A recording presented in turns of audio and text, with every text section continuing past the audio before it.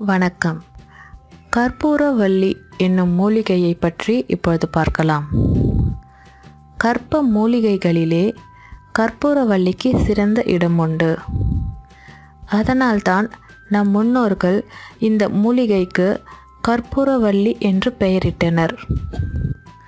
இந்தியாவில் தமிழகம், கேரளா, கர்நாடகா போன்ற தென்பகுதிகளில் அதிகமாக காணப்படுகிறது. இதன் இலை வட்ட வடிவில் பஞ்சு போன்று காணப்படும். இதில் காரத்தன்மையும் நீர்ச்சத்தும் நிறைந்துள்ளது. கற்பூரவள்ளி ஒரு மிகச்சிறந்த கிருமி நாசினியாகும். இதனால்தான் நம் முன்னோர்கள் வீட்டின் முன்புறத்தில் துளசியுடன் கற்பூரவள்ளியையும் சேர்த்து நட்டு வளர்த்தனர். துளசி, கற்பூரவள்ளி இவை இரண்டுமே விஷக்கிருமிகளை தாக்கும் குணம் அதிகம் பெற்றுள்ளது. கற்பூரவள்ளி செடியை தென்னை சுற்றி நட்டு வைத்தால் எந்த வகையான பூச்சிகளும் தென்னை மரத்தை தாக்காது. பெரியவர்களுக்கு மூக்குச்சளி, மார்பு சளி, தலைவலி ஏற்படும் பொழுது கற்பூரவள்ளி இலைகளை 1 அல்லது 2 எடுத்து மென்று சாப்பிட்டால் விரைவில் குணம் பெறுவர். கற்பூரவள்ளி இலை கற்பூரத்தை போன்றே சற்று காரத்தன்மை உடையது. அதனால் குழந்தைகள் எளிதில் உண்ண மாட்டார்கள். அதனால் கற்பூரவள்ளி இலை, தூதுவளை இலை, துளசி இலை இவை மூன்றையும் நிழலில் உலர்த்தி காய வைத்து பொடி செய்து கொள்ள வேண்டும்.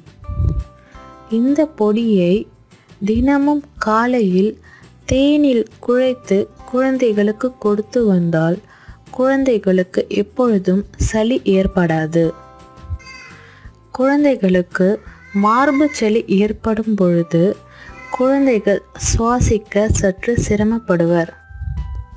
அந்த நேரத்தில் கற்பூரவள்ளி இலையையும் துளசி இலையையும் லேசாக தீயில் வதக்கி சாறு எடுத்து அந்த சாறை குழந்தைகளுக்கு 5 மில்லி அளவு கொடுத்து வந்தால் விரைவில் மார்பு சளி கரையும்.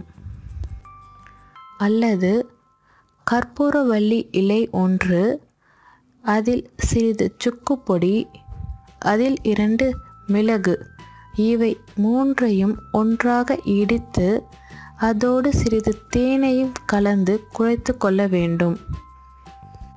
இந்த சாறை விரல் நுனியில் தொட்டு குழந்தைகள் நாக்கில் தடவி வந்தாலும் குழந்தைகளின் மார்பு சளி விரைவில் கரையும்.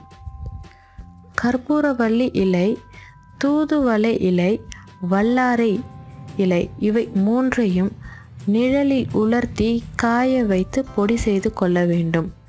இந்த பொடியை 1 ஸ்பூன் அளவு எடுத்து தண்ணி கொதிக்கும் பொழுது அதில் போட்டு நன்கு கொதிக்க வைக்க வேண்டும். அதோடு சிறிய பனங்கற்கண்டை சேர்த்து கொள்ளலாம். இந்த தண்ணீரை நன்கு ஆறிய பின் அருந்தி வந்தால் நுரையீரல் பாதிப்புகள் அனைத்தும் நீங்கும்.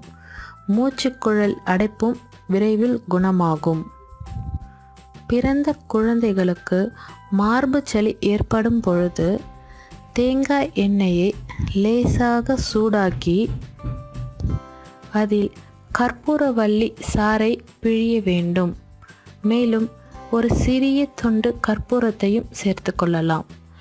இந்த எண்ணெயை குழந்தைகளின் மார்பு மற்றும் கால் பாதங்களில் தடவி விட்டால் குழந்தைகளுக்கு மார்பு சளி விரைவில் குணமாகும். பொதுவாக குழந்தைகள் முதல் பெரியவர்கள் வரை சளி ஏற்படும் பொழுது மருத்துவரை அணுகி மருந்து மாத்திரைகளை சாப்பிடுவது வழக்கம். அதை தவிர்த்து கற்பூரவள்ளி என்னும் இந்த மூலிகையை உண்டு வந்தால் விரைவில் சளியில் இருந்து நலம் பெறலாம். இந்த தகவல்கள் அனைத்தும் உங்களுக்கு பயனுள்ளவையாக இருக்கும். மேலும் இது போன்ற தகவல்களுக்கு இந்த சேனலை சப்ஸ்கிரைப் செய்யுங்கள். நன்றி.